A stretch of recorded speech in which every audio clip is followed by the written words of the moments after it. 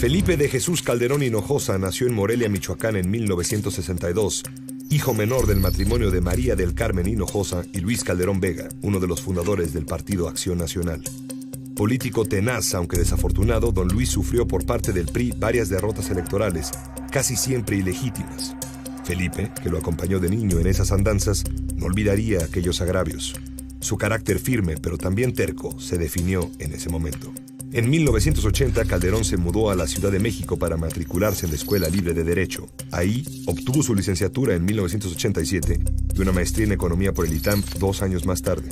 Al cumplir la mayoría de edad, Calderón se convirtió formalmente en miembro del PAN, casi al mismo tiempo que su padre renunciaba a él por diferencias con su dirigencia. En 87 fue nombrado primer secretario de Acción Juvenil y miembro del Comité Ejecutivo Nacional del partido. Contrajo matrimonio en 93 con Margarita Zavala, también militante panista. Y meses después fue electo secretario general del Comité Ejecutivo Nacional del PAN, presidido entonces por su amigo y maestro, el apasionado intelectual yucateco Carlos Castillo Peraza.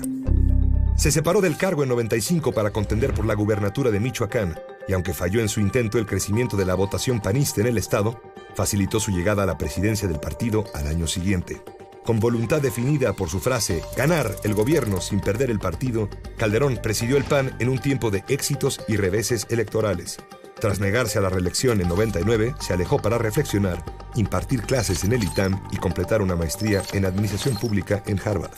No fue mucha su participación en las elecciones del año 2000, en las que el PAN alcanzó por primera vez la presidencia de la República, pero aceptó encabezar la lista de diputados plurinominales electos ese mismo año, convirtiéndose así en coordinador de la fracción panista en la Cámara de Diputados. En 2003, el presidente Vicente Fox lo llamó a ocupar la dirección de Banobras. Meses después, en la renovación del gabinete en el segundo tramo de su gobierno, Fox lo nombró secretario de Energía, pero no llegó a cumplir un año en el puesto, debido a que en mayo de 2004 el gobernador de Jalisco lo destapó como posible candidato del PAN a la presidencia, provocando el enojo de Vicente Fox, que juzgó el evento como fuera de lugar y de tiempo, y a Calderón como más que imprudente. Días después, Felipe Calderón presentó su renuncia, dolido por esa descalificación injusta y desmedida. Aunque no era el precandidato favorito ni el más carismático, Calderón logró la postulación de su partido para las elecciones del 2006. En los sondeos inició detrás de Andrés Manuel López Obrador, candidato del PRD, pero tuvo una campaña consistente mientras que el candidato rival exhibía agresividad y radicalismo. La campaña terminó en un empate técnico. La noche del 2 de julio de 2006, los resultados preliminares señalaron la victoria de Calderón por un estrechísimo margen. López Obrador denunció un fraude y ambos candidatos se proclamaron ganadores. Los observadores internacionales validaron la elección, pero la diferencia de tan solo 0.56% en los resultados llevó a un grave conflicto postelectoral que culminó con una doble toma de posesión. Felipe Calderón protestó su cargo entre empujones en el Palacio Legislativo, mientras que López Obrador asumió una presidencia legítima en el Zócalo. Como candidato, Calderón aseguró que sería el presidente del empleo, pero asuntos muy distintos ocuparon pronto su atención. El principal fue el combate frontal emprendido en diciembre de 2006 contra el crimen organizado, que había debilitado las estructuras del Estado. Esta guerra, apoyada en el Ejército y la Marina, quizás era impostergable, pero en los hechos significó la muerte de decenas de miles de mexicanos, muchos de ellos inocentes, tanto por la acción de las fuerzas del orden como en la violencia que se desató entre bandas rivales. Un hecho ilustra la violencia del sexenio y la actitud del gobierno. En enero de 2010, un comando asesinó a 17 jóvenes que celebraban una fiesta en Ciudad Juárez. Sin una averiguación de por medio, Calderón señaló a las víctimas como pandilleros. No lo eran. Aunque la guerra contra el crimen marcó de principio a fin el sexenio de Calderón, lo cierto es que tuvo otros aspectos de interés.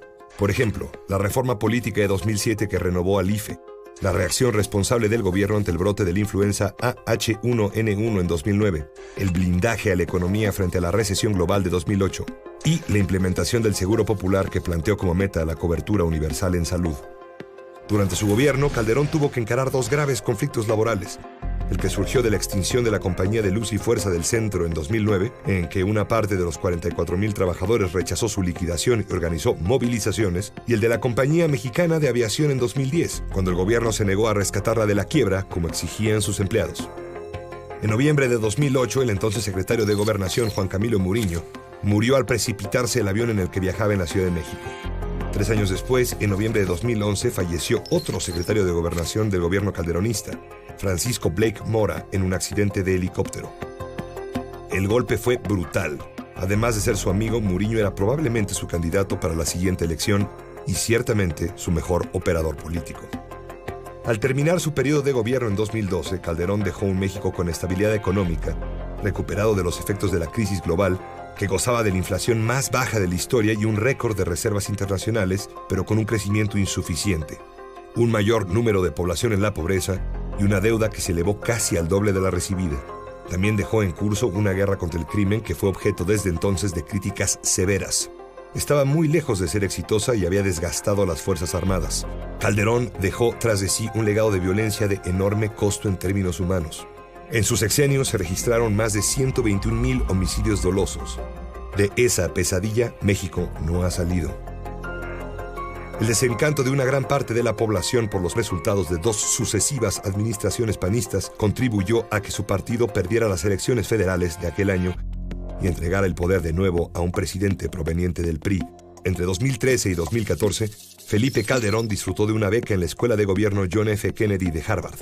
Tras renunciar al PAN en 2018 por divergencias con su dirigencia, a la que acusó de haber cancelado la democracia interna del partido, emprendió con su esposa Margarita Zavala la formación de una nueva agrupación política llamada México Libre. Desde la llegada al poder de Andrés Manuel López Obrador, Felipe Calderón ha sido con frecuencia blanco de los ataques del gobierno, que lo culpa de muchos de los males del país, excusando el sexenio intermedio de Enrique Peña Nieto. El resentimiento por la derrota electoral de 2006 se mantiene vivo.